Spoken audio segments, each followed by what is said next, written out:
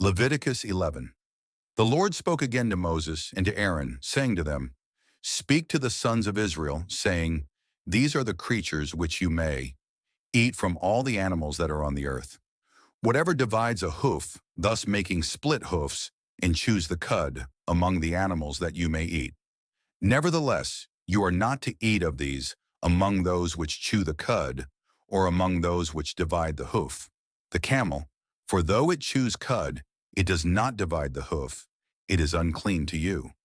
Likewise the chafin, for though it chews cud, it does not divide the hoof, it is unclean to you. The rabbit also, for though it chews cud, it does not divide the hoof, it is unclean to you. And the pig, for though it divides the hoof, thus making a split hoof, it does not chew cud, it is unclean to you. You shall not eat of their flesh, nor touch their carcasses, they are unclean to you. These you may eat, whatever is in the water, all that have fins and scales. Those in the water, in the seas or in the rivers, you may eat.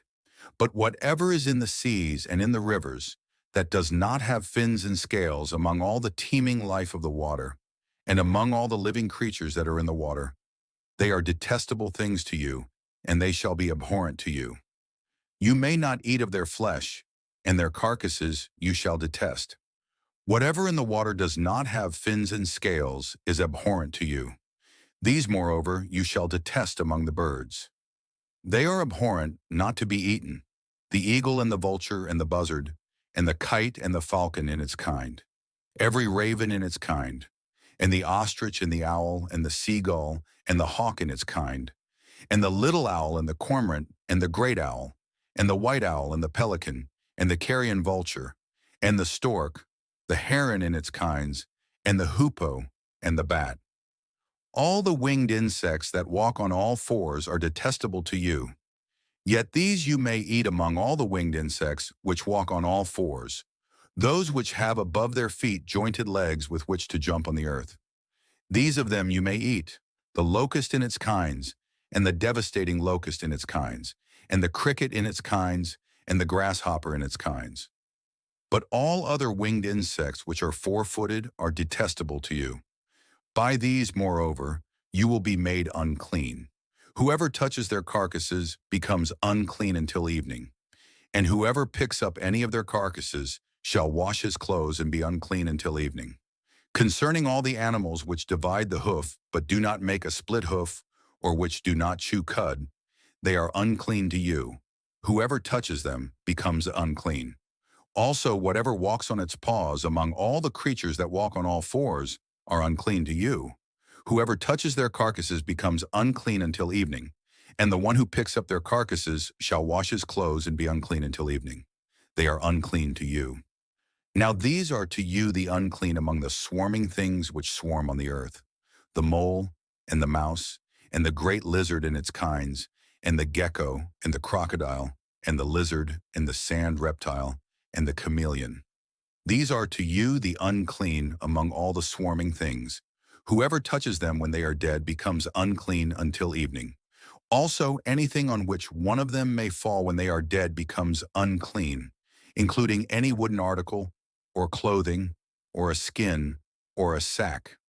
Any article of which use is made, it shall be put in the water and be unclean until evening. Then it becomes clean. As for any earthenware vessel into which one of them may fall, whatever is in it becomes unclean, and you shall break the vessel. Any of the food which may be eaten, on which water comes, shall become unclean, and any liquid which may be drunk in every vessel shall become unclean. Everything, moreover, on which part of their carcass may fall becomes unclean. An oven or a stove shall be smashed. They are unclean and shall continue as unclean to you. Nevertheless, a spring or a cistern collecting water shall be clean, though the one who touches their carcass shall be unclean. If a part of their carcass falls on any seed for sowing, which is to be sown, it is clean. Though if water is put on the seed, and a part of their carcass falls on it, it is unclean to you.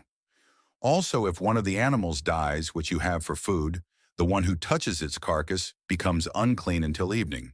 He too, who eats some of its carcass shall wash his clothes and be unclean until evening, and the one who picks up its carcass shall wash his clothes and be unclean until evening. Now every swarming thing that swarms on the earth is detestable, not to be eaten.